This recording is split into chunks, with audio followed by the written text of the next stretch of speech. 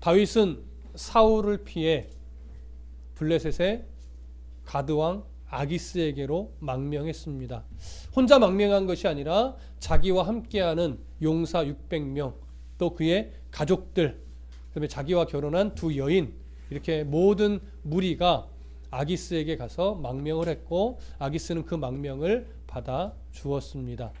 우리가 안타까웠던 것은 다윗이 아기스에게로 자기의 생명을 의탁하여 망명한 그 상황과 그 무거운 마음, 현실의 무게감은 충분히 이해를 하나 하나님께 묻지 않고 갔다라고 하는 것. 이전에 그렇게 하나님의 만지심, 인도하심을 경험했음에도 불구하고 순간 찾아오는 무게감, 또 두려움, 이런 것을 이겨내지 못하고 하나님의 허락 없이 블레셋으로 간 것으로 여겨져서 그 모습이 참 안타까웠습니다. 그러나 하나님은 그 무게감을 이해하셨고 옳다고 인정하시거나 뭐 응원하거나 그래 잘 갔다 이렇게 한 것은 아니지만 그래도 그의 다윗의 발걸음을 억지로 막지는 않았습니다. 왜냐하면 결국 스스로 깨닫게 될 것이고 하나님은 그 깨닫게 되는 과정 속에서 또 하나님의 뜻을 이루실 것이기 때문에, 그래서 그 걸음이 결코 옳다거나 그러니까 인정받을 수 있다거나 이것은 분명히 아닐 겁니다.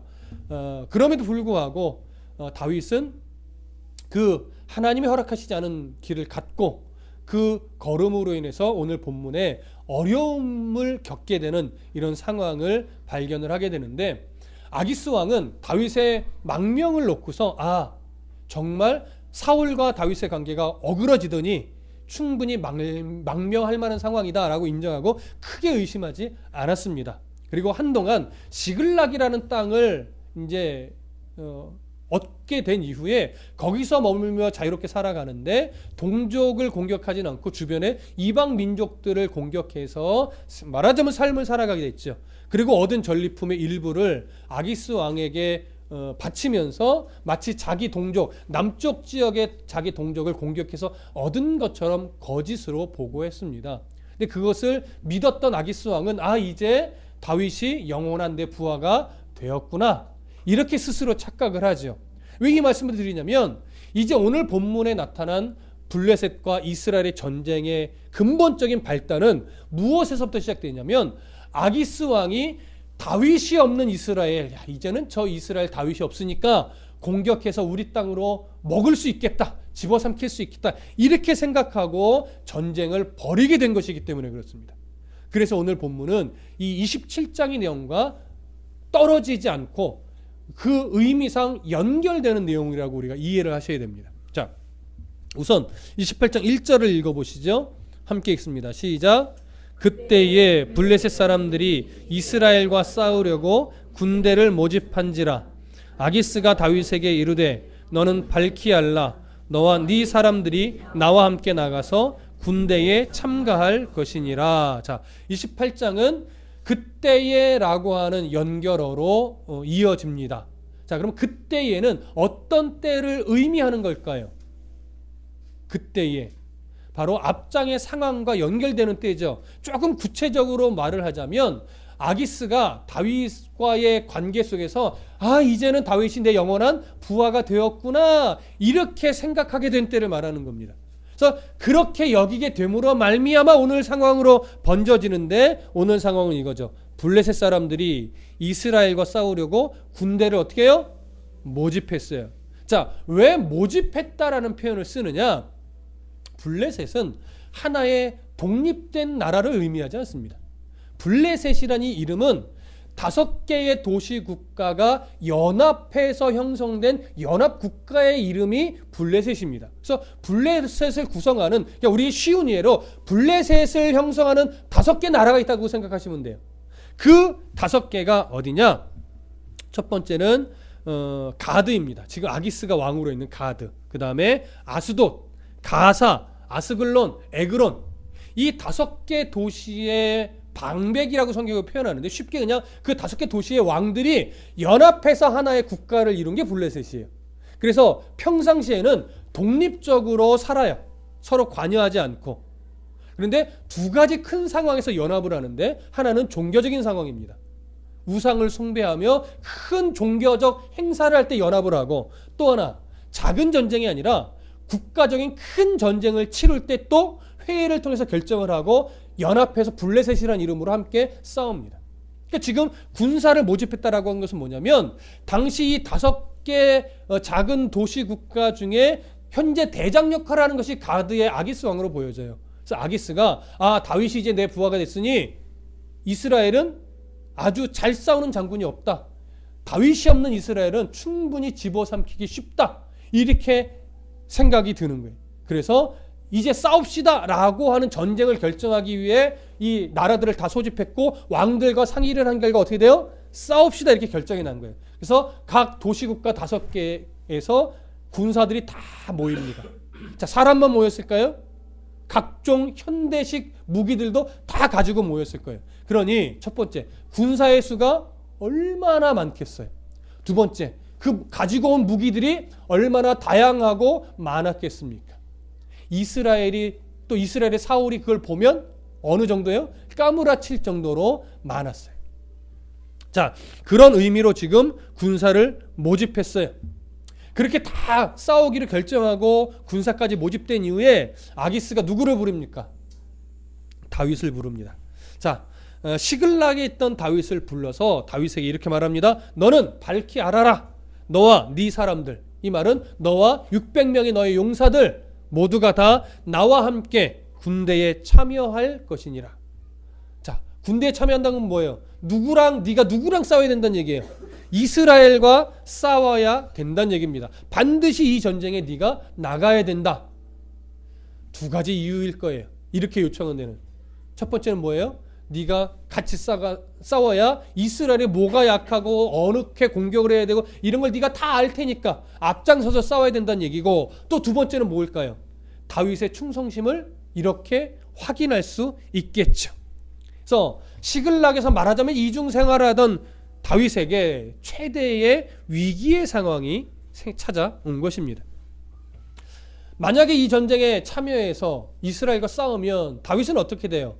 정말 이스라엘 민족의 원수가 되고 왕이 될 수는 없을 겁니다. 그렇다고 또 싸우지 않고 뒤로 물러나거나 잔머리를 쓰자니 아기스 왕이 눈치채고 다윗을 죽이려고 할 것이고, 이 아기스 왕 손에 죽지 않는다 해도 또 다시 도망자의 신세가 될 겁니다. 속된 말로 진퇴양난의 상황이 되어버리는 거죠. 어떻게 보면 이런 상황은 하나님의 명령을 따르지 않고 자기 판단, 자기 결정으로 이방 땅으로 갔기 때문에 생겨나는 어쩔 수 없는 결과일 것이고, 한편 다윗도 이런 순간이 올 수도 있을 텐데 라고 예상을 했을까요? 안 했을까요? 예상을 충분히 했을 것입니다. 자, 그렇다면 이제 이런 상황들이 28장에서 이제 어떻게 풀려갈지 우리는 보게 될 건데, 이 상황이 흘러갈 때 우리가 어떤 부분에 좀 집중해서 봐야 될까요? 어떤 부분에 초점을 맞춰서. 이렇게 볼 수 있겠죠. 다윗이 어떤 지혜로 이제 이 위기를 모면할 것인가. 이것도 볼 수 있을 거예요. 그런데 또 이렇게도 볼 수 있겠죠. 이렇게 연약했던 다윗에게 하나님이 어떻게 피할 길을 내어주실까? 이걸 또 기대하며 볼 수도 있겠죠. 만약에 이 두 가지 초점 중에 하나를 선택하라면 우리는 어떤 부분에 더 초점을 맞춰야 될까요? 전자일까요? 후자일까요? 후자입니다, 여러분.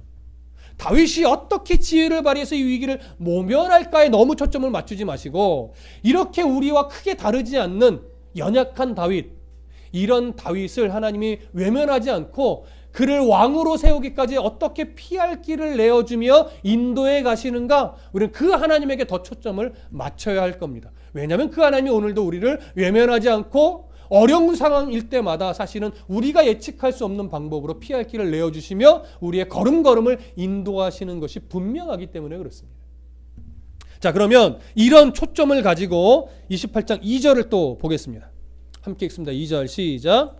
다윗이 아기스에게 이르되 그러면 당신의 종이 행할 바를 아시리이다 하니, 아기스가 다윗에게 이르되 그러면 내가 너를 영원히 내 머리를 지키는 자를 삼으리라 하니라. 자, 다윗이 이 전쟁에 너 꼭 참여해야 된다라고 명령할 때 그 말을 듣고 다윗이 뭐라고 반응하냐면 그러면 당신의 종이 행할 바를 아시리이다. 자, 문장이 어려워요? 어렵지 않아요? 어렵진 않죠. 그런데 무슨 의미입니까? 그러면 당신의 종이 행할 바를 아시리이다. 자, 다시 들어보세요. 너는 이 전쟁에 꼭 참여해야 된다? 그랬더니 그러면 당신의 종이 행할 바를 아시리이다. 무슨 의미예요? 예, 사실은 우리나라 번역상은 이게 좀 이게 앞뒤가 안 맞게 말을 하는 것 같아요. 일단 이렇게 생각해 보십시다.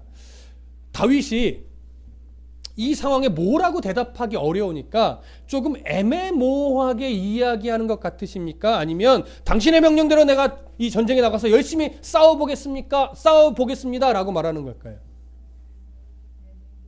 네, 둘 다 가능성이 있어요. 그런데 애매모호한 대답처럼, 왜냐면 이렇게도 볼 수 있고 저렇게도 볼 수 있게끔 얘기한 것일 수도 있고, 아니면 알겠습니다, 제가 나가서 열심히 싸워보겠습니다 라고 말한 것일 수도 있어요. 그러면 둘 다 가능성이 있는데 다윗의 말을 아기스는 뭐라고 이해했는지 좀 보십시다. 자, 이어서 뭐라고 말해요? 그렇게 아시리다 하니 아기스가 다윗에게 이르되 그러면 내가 너를 영원히 내 머리를 지키는 자를 삼으리라 이렇게 말합니다. 그러면은 어떤 의미예요? 네가 그렇게 한다면, 그렇죠? 네가 그렇게 한다면 영원히 내 머리를 지키니까 나를 경호하는 경호대장으로 내가 삼아줄게. 그러니까 최고의 높은 직위를 준다는 얘기죠. 그러면은 어떻게 한다는 얘기예요? 네가 내 말대로 열심히 싸우면, 이런 말이죠.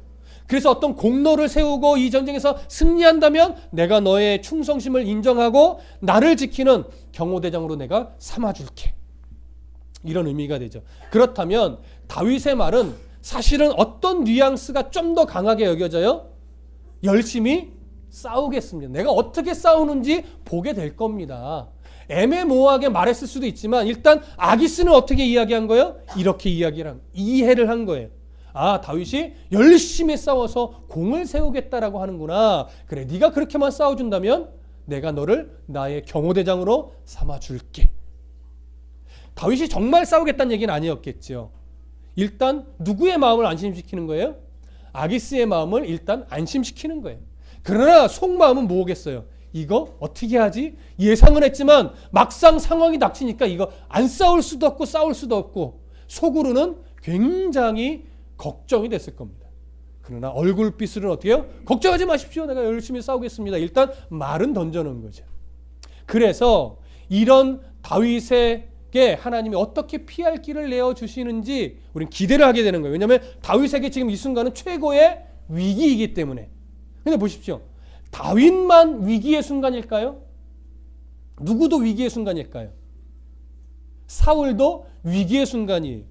오늘 이제 다음 주에 더 이어서 보겠지만 사울에게 닥친 이 위기는 다윗에게 닥친 위기와 똑같은데 하나님이 사울에게는 무엇이에요? 외면하십니다. 다윗에게는 피할 길을 내어주십니다. 다윗에게 피할 길을 내어주시는 장면은 다음 주가 아니라 그 다음 주에 볼 거예요. 다음 주는 사울을 외면하시는 하나님에 대해서 조금 더 볼 겁니다.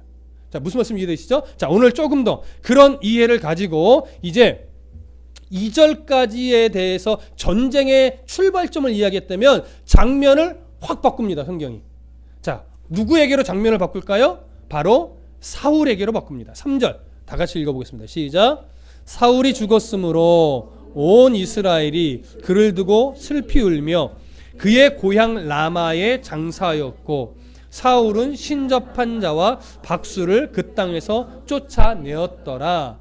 잠시 과거의 이야기를 먼저 하나 딱 끄집어냅니다. 지금 이야기가 아니에요. 가까운 과거에 있었던 일이에요. 왜 이 이야기를 끄집어내냐면 4절부터 일어나는 이 사울과 관계된 내용이 3절의 내용이 배경이 되기 때문에 그래요. 그래서 3절을 조금 잘 이해하셔야 돼요. 자, 3절에 보시면 사무엘이 죽었으므로 온 이스라엘이 그를 두고 슬피 울며 그의 고향 라마에서 장사하였고, 우리가 이전에 살펴봤던 내용입니다. 이때 사울도 이 장례식에 참여하지 않은 것으로 우리가 봤고 다윗도 장례식에 참여하지 못했었죠. 자, 그런데 그렇게 사무엘이 죽었어요. 근데 문제는 뭐냐면 사무엘이 죽고 나서 사울이 하나의 일을 행하는데 그 일이 뭐냐면 신접한 자와 박수를 이스라엘 땅 지경 안에서 다 쫓아냈대요. 신접한 자는 아마 여자 무당을 말하는 거예요. 쉽게 얘기하면 박수는 남자 무당을 얘기하는 겁니다. 물론 조금 더 깊이 설명할 수 있지만 쉽게 신접한 자와 박수는 남녀 모든 무당들을 다 이스라엘 땅에서 쫓아냈다 이 얘기예요. 자, 잘한 짓입니까? 잘못한 짓입니까? 잘한 짓이죠. 이미 하나님은 레위기나 민수기를 통해서 신접한 자 박수 이런 사람들과 가까이 하지 말고 그의 행할 바를 따르지도 말고 다 쫓아내라 명령했었어요. 근데 사울이 사무엘이 죽자 하나님의 명령하신 대로 이런 박수나 무당, 이 박수 무당이나 신접한 여자 무당들을 다 이스라엘 지경에서 쫓아낸 거예요. 너무나 잘했어요. 자, 이제 생각해 봐야 돼요. 사울이 왜 쫓아냈을까요? 이들을. 지금까지 보아왔던 사울의 흔적들을 보면 이렇게 신앙적으로 행동할 만한 인물이었습니까? 아니죠. 노베 제사장 몇 명을 그냥 단번에 죽여버렸어요? 기억하십니까? 85명을 다 죽여버릴 정도의 하나님 앞에 참 말도 안 되는 짓을 한 사람이에요. 그런데 지금 그와 정상반되게 신접한 자와 박수를 다 쫓아냈대요. 왜? 도대체 무슨 이유로? 자, 선택해 보십시오. 세 가지 견해를 좀 말씀드려 볼게요. 첫 번째, 사무엘이 죽고 나자 사무엘에게 미안해서 사무엘에 대한 애도의 마음으로 신접한 자와 박수를 다 쫓아냈다. 이렇게 보는 시선 하나. 또 하나, 그동안 사무엘이 죽고 나서 보니까 자기가 하나님과의 관계에서 너무 많이 실패한 거예요. 그래서 하나님과의 관계를 회복하기 위한, 그러니까 순간적으로 정신을 차리고 하나님 앞에 바른 모습 하나를 보이려고 신접한 자와 박수를 다 쫓아냈다. 세 번째, 사무엘이 죽고 나서 보니까 사무엘을 따르는 수많은 사람들이 있단 말이죠. 그들은 사실 사울에게서 마음이 많이 돌아서 있는 자들인데 이들의 마음을 다시 자기에게로 오게 하기 위해서 나도 사울처럼 하나님의 명령을 준행하는 자요, 이것을 백성들에게 보이려고 정치적인 의도를 가지고 신접한 자와 박수를 쫓아낸 것이다. 몇 번째일까요? 여러분들의 생각에는 세 번째요? 저도 그렇게 생각합니다. 왜냐하면 지금까지 사울은요, 신앙적으로 하나님과의 관계를 바르게 하기 위해서 정말 순수한 마음으로 이것을 행할 만한 사람이 아니에요. 그래서 다분히 신접한 자와 박수를 쫓아낸 건 정치적 의도로 봅니다. 사람의 마음을 끄집어게 끌어올려고. 몇 명의 이스라엘 백성들의 마음을 그래도 사울에게로 돌렸는지는 모르겠습니다. 이 일로 인해서. 그러나 하나님의 마음은 사울에게로 돌아왔을까요? 그러지 않았을 겁니다. 하나님의 마음은 끌어오지 못했습니다. 자, 이런 노력, 이런 어리석은 노력이 있었다라고 3절은 하나 배경적으로 설명을 하고 이제 본 의미로 들어갑니다. 본 내용으로 4절. 자, 4절과 5절을 읽겠습니다. 시작. 블레셋 사람들이 모여 수넴에 이르러 진침해 사울이 온 이스라엘을 모아 길보아에 진쳤더니 사울이 블레셋 사람의 군대를 보고 두려워서 그의 마음이 크게 떨린지라. 자, 블레셋과 사울의 군대가 지금 진을 쳐서 대치 중인 거예요. 지리적으로 좀 설명을 드릴게요. 사울의 궁은 어디에 있죠? 기브아에 있죠. 기브아는 남쪽입니다. 기브아를 기준으로 볼 때 북쪽으로 85km 정도 올라가면 뭐가 있냐면 길보아 지역이 있어요. 산지로 되어 있죠. 길보아산. 그리고 길보아산을 기준으로 대략 북서쪽으로 한 15, 16km 정도 올라가면 거기가 뭐냐면 수넴이라고 하는 이스라엘의 가운데를 아우르는, 동서를 아우르는 광야가 있습니다. 거기에 수넴이라는 지역이 있어요. 그 수넴에 누가 진을 쳤어요? 블레셋이 진을 쳤어요. 그리고 이제 다음 장이 나오는데 거기서 다시 북동쪽으로 대략 6, 7km 정도 올라가면 거기에 뭐가 있냐면 엔돌이라는 지역이 있어요. 엔돌은 도망쳐서 숨어 지내는 신접한 여자가 있는 곳이에요. 그러니까 이스라엘 지경으로 보면 남쪽에서 북쪽으로 쭉 올라가는 거죠. 기브와 85km 정도 올라가면 길보아, 그 다음에 북서쪽으로 한 16km 정도 올라가면 수넴, 다시 북동쪽으로 한 6km 정도 올라가면 엔돌. 이렇게 배치해 있다는 걸 생각하셔야 돼요. 요 지리적 위치를 이해하셔야 이제 8절부터 시작되는 다음 주의 내용이 이래서 이 표현이 있는 거구나 이게 나와요. 지금은 말씀 안 드릴 거예요. 궁금해 하시라고. 아시겠죠? 기억하셔요. 기브와 그 다음에 길보아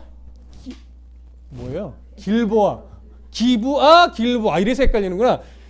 기브와 길보아 수넴 엔돌 이렇게 북쪽으로 쭉 올라간다는 거 기억하시고, 자 그래서 길보아에는 지금 사울이 진을 쳤습니다.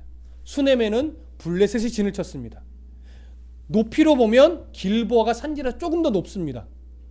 사울이 거기서 누구를 보냐면 블레셋의 부대를 봅니다. 오늘 성경은 뭐라고 표현하냐면 그 블레셋의 군대를 보고 두려워서 그의 마음이 크게 떨렸대요. 여기 크게 떨림은요, 쉽게 얘기하면 공포입니다. 공포. 너무나 무서워서 공포스러운 거예요. 왜 공포스러울까요? 군인의 숫자가 너무 많고 그들의 무기들이 너무나 화력이 대단했기 때문에. 그러니까 감히 이거 싸워서 이길 가능성이 전혀 안 보이는 거예요. 그래서 공포스러울 정도의 두려움을 갖습니다. 하나님에 대한 신뢰가 있는 거예요, 없는 거예요? 시편에 보면 3장 6절에 3편 6절에 다윗이 이런 고백을 했었어요. 천만인이 나를 애워싼다 할지라도 나는 두려워하지 아니하리라. 다윗의 믿음의 고백이죠. 사울에게 없는 것은 바로 이거예요. 하나님에 대한 믿음, 신뢰. 이것이 없이 인간적으로 판단하고 인간적으로 행동하고 하나님 중심에 대한 생각과 판단이 전혀 없는 것이 지금 사울입니다. 그래서 하나님을 보고 두려워하지 않았어야 될 사울이 블레셋 군대를 보고 공포스러울 정도의 두려움을 갖습니다. 그러고 나서 6절 함께 읽어봅니다. 시작. 사울이 여호와께 묻자오되 여호와께서 꿈으로도 우림으로도 선지자로도 그에게 대답하지 아니하심으로. 자, 꿈, 우림, 선지자, 이 세 종류는 무엇에 대한 표현일까요? 하나님과의 소통할 수 있는 당시의 세 가지 방법입니다. 하나님은 하나님의 백성에게 하나님의 뜻을 전달하기 위해 구약 시대에 주로 사용했던 방법 중 하나가 꿈의 말씀을 주시는 거예요. 이 꿈으로 준다는 것은요, 나중에 열왕기서에도 나오지만 신학적 용어로는 영어로 하면 인큐베이션 드림이라고 하고 한자로 하면 성소부화몽이라고 하는 거예요. 이게 뭐냐면 내가 신에게 정말 간절히 듣고 싶은 음성이 있을 때 하나님 앞에 제사를 드리고 그 제단 밑에서 잠을 자면 신이 그 사람에게 꿈에 나타나셔서 원하던 음성의 답을 준다, 이렇게 여겼던 당시 풍습이었어요. 이스라엘도 가지고 있었고 이방인들도 가지고 있었습니다. 그래서 1000번제를 드린 솔로몬이 집으로 안 들어가고 어디서 자요? 그 제단 밑에서 자죠. 그래서 하나님이 나타난 것입니다. 그래서 성소부화몽이라고. 여기서 꿈은 주로 그런 꿈을 말하는 거예요. 물론 평상시에 자다가 하나님이 강권적으로 역사에서 주시는 꿈도 들어가지만 여기서 하나님의 뜻을 구하는 꿈은 의도를 가지고 드리는 그런 유의 꿈을 말해요. 두 번째, 우림은 뭐예요? 제사장이 에봇을 입고 하나님의 뜻을 구하는 우림과 둠밈을 일컬어서 말하는 건데, 잘 들으십시오. 본래 이들이 하나님 앞에 뜻을 구하며 쓰던 우림과 둠밈은 사울의 손에 현재 있나요, 없나요? 없죠. 85명의 제사장들이 죽고 아비아달이 다윗에게 갈 때 에봇을 가지고 가면서 그것까지 다 가지고 갔단 말이에요. 그러니까 지금 사울이 가지고 있는 우림과 둠밈은 오리지널일까요? 짝퉁일까요? 네, 모조품이에요. 그리고 여기 제사장도 사실은 사울이 세운 제사장이죠. 그러니 이 우림과 둠밈으로 하나님 응답하실 리 없죠. 자, 선지자. 제대로 된 올바른 선지자가 사울 곁에 남아 있을까요? 사실은 갓 선지자도 사울을 떠나 누구에게로 가서 하나님의 말씀을 전해줬었어요? 다윗에게로 갔었단 말이에요. 지금 사울 곁에는요, 제대로 된 선지자도 없고 제대로 된 제사장도 없습니다. 꿈으로는 더더욱 나타나실 리 없고, 그러니까 구약 시대에 하나님이 자기의 뜻을 계시하는 세 가지 방법이 다 막혀 있는 거예요. 사울이 꿈에도 안 주시고, 우림과 둠밈을 이용해서 제사장에게 뜻을 구해도 안 주시고, 자기 곁에 있는 그런 좀 되먹지 못한 선지자들에게 요청했지만 선지자를 통해서도 뜻을 주시지 않습니다. 자, 하나님이 왜 사울에게 자기의 음성을 주지 않고 외면했을까요? 당연히 물론 사울이 하나님을 떠났고 하나님도 사울을 버렸기 때문이겠죠. 자, 그건 당연한 거긴 한데, 지금 사울이 이 전쟁의 위기 속에서, 두려움 속에서 하나님의 뜻을 묻고자 제사하거나 이런 행위를 한 것은 행위 자체는 틀린 것이 아니란 말이에요. 그런데 문제는 뭐예요? 이미 하나님 앞에 이 사울은 전쟁을 나가기 전에 하나님의 뜻을 먼저 구한 것이 아니에요. 나가서 블레셋 군사를 보고 마음에 두려워졌기 때문에 하나님을 찾은 거예요. 만일 딱 블레셋 군사를 딱 봤는데 이 군사력이 만만해, 한번 싸워볼 수 있겠어 라고 판단이 들었어요. 하나님께 구했을까요? 안 구했을까요? 사울의 성향은 안 구했습니다. 그래서 이 사울이 하나님께 찾은 것 자체도 의도가 틀렸기 때문에 하나님이 그의 구함에 응답하실 이유가 전혀 없었던 거예요. 그래서 지금 사울은 더 답답하게 되어버린 거죠. 그래서 하나님이 자기에게 음성을 안 주시는구나, 이걸 확인하고 나서 이제 마지막으로 그가 찾은 수단이 뭐냐? 7절 함께 읽습니다. 7절. 자, 시작. 사울이 그의 신하들에게 이르되 나를 위하여 신접한 여인을 찾으라. 내가 그리로 가서 그에게 물으리라 하니 그의 신하들이 그에게 이르되 보소서 엔돌에 신접한 여인이 있나이다. 신접한 여인이란 결국 그겁니다. 죽은 자의 영혼을 불러 지하세계에서 끌어올려 점을 치던 그런 류의 무당을 말하는 건데, 제가 3절에서 그 말씀 드렸죠. 정치적인 의도를 가지고 신접한 여자를 어떻게 했다고요? 다 쫓아냈다고요. 그리고 나서 하나님과 소통이 다 끊어지고 블레셋으로 인해 두려움이 찾아오니까, 그리고 하나님이 답을 안 주시니까 그 두려움으로 인해서 결국은 자기가 쫓아냈던 신접한 여인을 찾아서 이 위기를 모면하려고 하는 최후의 방법을 쓰는 거예요. 그래서 앞에 배경이 필요한 거예요. 그럼 보십시오. 제가 그 말씀 드렸죠. 사울 주변에는 지금 영적으로 깨어있는 자가, 제대로 깨어있는 자가 남아있었다, 안 남아있었다? 선지자도 제사장도 그 어느 누구도 영적으로 깨어있는 존재가 아무도 없었다. 그러니까 보십시오. 사울이 신접한 여인을 다 쫓아내고 나서 이런 상황에 봉착하자 하나님의 음성을 안 주셨을 때 너무나 두렵고 답답한 나머지 이래서는 안 되겠다, 무당이라도 찾아가자 하고, 야, 효염이, 그러니까 아주 영험 있다고 하는 능력이 탁월한 무당 하나를 찾아봐라 했더니, 왕이시여 이러면 안 됩니다, 이거는 하나님 뜻에 어긋나는 겁니다 라고 충언을 하는 자가 있는 것이 아니라 곧바로 기다렸다는 듯이 엔돌에 있습니다, 이렇게 말하는 신하밖에 주변에 없었단 말이죠. 이게 지금 사울이 가지고 있는 참 안타까운 얘기. 본인도 하나님 앞에 제대로 안 서 있고 주변에도 신앙적 인물이 하나도 없으니 어디서 이 사울이 정신을 차릴 수 있는 그 기회가 주어지겠어요. 오늘 우리가 좀 이 부분에서 주목해서 볼 표현이 이겁니다.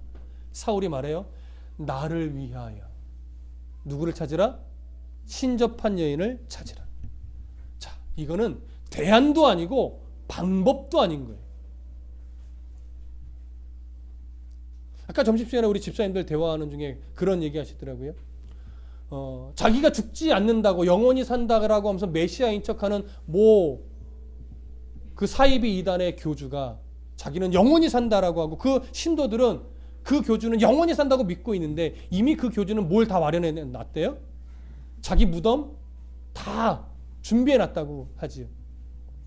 영원하지 않은 자죠. 근데 제가 알기로 그 사람은 이미 몇 해 전에 자기의 이 종교적 세력을 확장하기 위해서 효염 있는 무당 찾아가서 구술했다라고 하는 얘기도 들었어요. 얼마나 앞뒤가 안 맞고 어리석습니까? 그렇죠? 자기를 위하려면 잘 보십시오. 자기를 진짜 위하는 것은 하나님과 소통이 끊기자 무당을 찾는 것이 자기를 위하는 것이 아니라 하나님이 응답을 안 주시면 하나님 앞에서 내가 죽겠습니다라고 하고 끝까지 엎드릴 줄 아는 것, 이것이 자기를 위하는 거란 말이에요. 여러분, 하나님이요, 성도들이 부르짖을 때 때로는 한없이 외면하시는 것처럼 여겨질 때가 있어요. 그래서 일부러 넘어지게 놔두고 실패하게 놔두고 아프게 놔두는 경우가 있어요. 왜 그럴까요? 하나님이 고소하다고 하려고? 너 신앙생활 곧다위라도 내가 그럴 줄 알았어. 내가 너도 한번 당해봐. 이렇게 하려고 하나님이 그냥 놔두세요? 그런 하나님이 아니란 말이에요. 우리를 통해서 하나님의 나라를 이루고 우리를 통해서 하나님의 뜻을 이룰 때 때로는요, 여러분들의 실패가 도움이 돼요. 우리의 넘어짐이 하나님의 나라를 위해서는 도움이 된다고요. 그런데 우리는 넘어지면 안 되고 무너지면 안 되고 실패하면 안 된다고 생각해요. 하박국 선지자가 이 이스라엘이 정말 정신을 못 차리고 자꾸 하나님 앞에 어그러진 행동을 하고 제사도 없이 여기고 막 이러니까 그들 앞에서 막 하나님의 뜻을 전해요. 그러나 백성들은 뭐라고 합니까? 오히려 선지자를 조롱하고 무시하고 하나님의 경고를 귀담아 듣지 않죠. 그럴 때 하박국 선지자가 뭐라고 말합니까? 하나님, 저 사람들이 하나님의 이 말씀을, 경고의 말씀을 귀담아 듣지 않고 오히려 나를 업신여깁니다. 조롱합니다. 어떻게 하면 좋습니까? 정신 차리게 좀 해주세요. 그랬더니 하나님의 응답이 없어요. 그렇게 한없이 하나님 앞에 구했어요. 근데 어느 날 하나님이 하박국 선지자에게 나타나서 하나님의 뜻을 전하는데 뭐라고 말하냐면, 알았다. 내가 이제 바벨론을 보내서 이스라엘을 아예 멸망시킬 거다, 이 얘기를 합니다. 하박국 선지자가 깜짝 놀랐어요. 그래서 하나님 앞에 항변합니다. 하나님, 무슨 얘기세요? 제가 구한 건 이스라엘을 멸망시키고 예루살렘 성전이 파괴되도록 내버려 두시란, 그렇게 하시란 얘기가 아니라 정신만 차리게 해달라고요. 예루살렘 성을 무너뜨리고 이스라엘을 멸망시키는 게 말이 됩니까? 라고 항변하는데 하나님이 또 응답이 없어요. 그렇게 구하는 중에 하박국 선지자가 어느 순간 하나님의 나라로 확 깨달음이 오는데, 그 깨달음의 고백이 뭐예요? 오직 의인은 믿음으로 말미암아 살리라. 그 믿음이 뭡니까? 하나님의 나라가 세워진다면 예루살렘 성이 무너져도 되는 거구나. 하나님의 나라가 견고하게 서기 위해서는 예루살렘이 멸망해도 되는 거구나. 예루살렘이 멸망해서 하나님의 나라가 선다면 멸망하는 게 맞다. 예루살렘 성이 무너져서 하나님의 나라가 견고하게 세워진다면 예루살렘 성전이 무너지는 게 맞는 거다. 의인은 그런 믿음으로 사는 거다. 여러분, 정말 성숙한 믿음이 뭡니까? 우리가 어렵고 고통스럽고 힘겨운 상황이 있을 때 하나님의 도우심으로 그것을 모면해내는 것도 은혜지만, 때로는 내가 실패하여 하나님의 나라를 견고히 세워가는데 그것을 내가 깨닫고 내가 실패하기를 두려워하지 않는 것, 이것도 은혜인 겁니다. 그래서 때로는요, 무너져야 돼요. 때로는 여러분 실패하셔야 돼요. 누구 때문에? 하나님 때문에. 하나님의 나라와 의를 위해 때로는 실패해야 돼요. 때로는 넘어져야 돼요. 때로는 절망해야 돼요. 여러분, 교회 문도 때로는 하나님이 닫게 하십니다. 제가 이 오늘 본문을 준비하면서요, 한편으로 요만한 한 면 저 스스로를 칭찬하고 저희 아내에게 감사한 부분이 하나 있었어요. 그게 뭐냐면, 교회를 설립할 때 아내와 딱 마음에 합해서 결심한 게 뭐냐면, 정답은 아니지만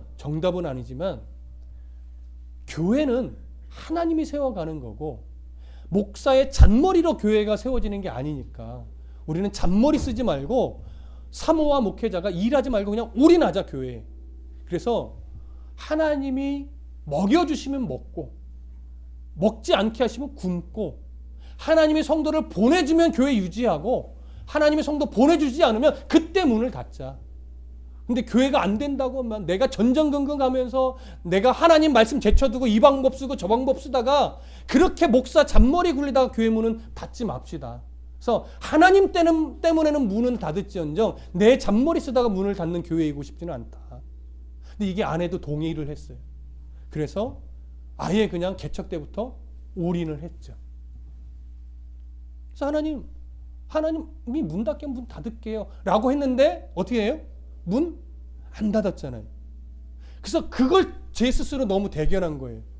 문 닫을 각오를 하고 올인해서 목회를 하고 말씀에 그냥 한 주 내내 목숨을 거니까 결국 말씀이 필요한 자를 보내서 하나님이 기뻐하는 교회로 지금 한 걸음씩 가게 하시더라. 엄청난 성장을 하거나 뭐 엄청난 업적을 이룬 것은 아니지만 그냥 한 걸음씩 견고하게 말씀과 함께 씨름하는 목사요, 말씀과 함께 씨름하는 성도로 그렇게 만들어 가시더라.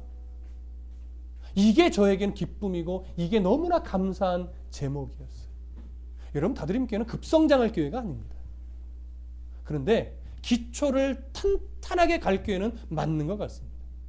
이걸 놓치면 우리는 죽어가는 거예요. 사울이 놓친 게 뭐예요? 하나님 앞에 죽을 각오를 못한 게 사울의 실수란 말이에요. 하나님 앞에 죽어야 그게 사는 건데 하나님이 응답을 안 주신다고 이제는 죽겠네 하고 어딜 찾아가요? 무당을 찾아간단 말이에요. 여러분, 사람은 누구나 실수하며 살아갑니다. 그러나 실수는 할 수 있지만 무당을 찾아가면 안 돼요. 우리가 하나님 앞에 예수를 믿는데 우리 안에 이렇게 여겨요. 아무리 예수를 믿어도 돈이 답이지. 아무리 예수를 믿고 기도를 해도 결국 인맥이지. 결국 좋은 대학을 나와야지. 결국 성공해야지. 여러분, 돈이 있는 거, 인맥 좋은 거, 좋은 대학 가는 거, 성공하는 거, 이거 틀린 거 아닙니다. 근데 지금 말씀드린 건 뭐가 문제예요? 이거 하나님보다 이게 답이라고 우리 안에 나도 모르게 이미 위치를 정해놓은 게 문제란 말이에요. 부자로 살고 성공하며 살 수 있지만 하나님이 답이라고 하는 이 명백한 영적 진리를 놓치면 복된 인생은 살 수 없어요. 부자로는 살 수 있고 명예롭게는 살 수 있고 성공하게는 살 수 있어요. 떵떵거리면 살 수 있어요. 그러나 복된 인생은 아니에요. 그러나 하나님이 답임을 놓치지 않고 살면 조금 부족할 수 있고 세상에서 폼나지 않을 수 있는데 정말 복된 삶을 살 수는 있어요. 여러분, 나를 위하여 신접한 인연을 찾는 인생이 되지 마십시오. 나를 위해 주 안에서 죽을 각오를 하며 사십시오. 그러면 삽니다. 피 흘리기까지 싸우라. 바울의 고백이 뭡니까? 너희들은 피 흘릴까 봐 겁나서 안 싸우는구나 이거잖아요. 피 흘리기까지 싸우면 죽는다는 얘기예요? 안 죽는다는 얘기예요? 안 죽는다는 얘기예요. 우리는 피 흘릴까 봐 그 한 걸음을 못 내딛습니다. 그게 우리의 연약함이에요. 그걸 극복해가는 게 신앙의 용기고 담대함이죠. 주 안에서 죽으면 주와 함께 살리라. 여러분, 찬양 가사 아니에요. 우리의 신앙 고백이에요. 주와 함께 죽는 거, 죽어봐야 사는 걸 알죠. 죽을까 봐 못 죽으니까 사는 기쁨을 못 누리는 거예요.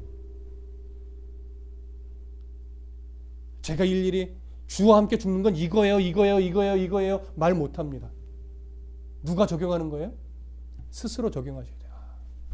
내 삶의 환경 속에서, 내 여건 속에서, 내 상황 속에서 주와 함께 죽는 건 이거겠구나 발견하십시오. 찾으십시오. 그리고 그 속에서 나를 살려내시는 하나님을 경험하십시오. 그래야 오전에 나누었듯이 진짜 영적 자유가 무엇인지를 경험하게 됩니다. 사울이 못한 것, 그러나 다윗은 지금 해내고 있는 중에 있는 것, 실수했지만 우리도 실수함 중에 이런 하나님을 자꾸 듣고 마음에 새기고 결심하면 다윗을 살려내신 하나님이 우리도 살려냅니다. 특히 이 빡빡한 세대를 살아내는 청년들 기억하십시오. 주와 함께 죽어야 주와 함께 삽니다. 나를 위하여 신접한 인연을 찾는 어리석은 자가 되지 마시고 나를 위하여 주와 함께 죽을 수 있는 성도가 되십시오. 하나님의 기쁨, 샘솟는 기쁨, 하나님 나라의 영원한 기쁨을 누리게 될 것입니다. 기도하겠습니다.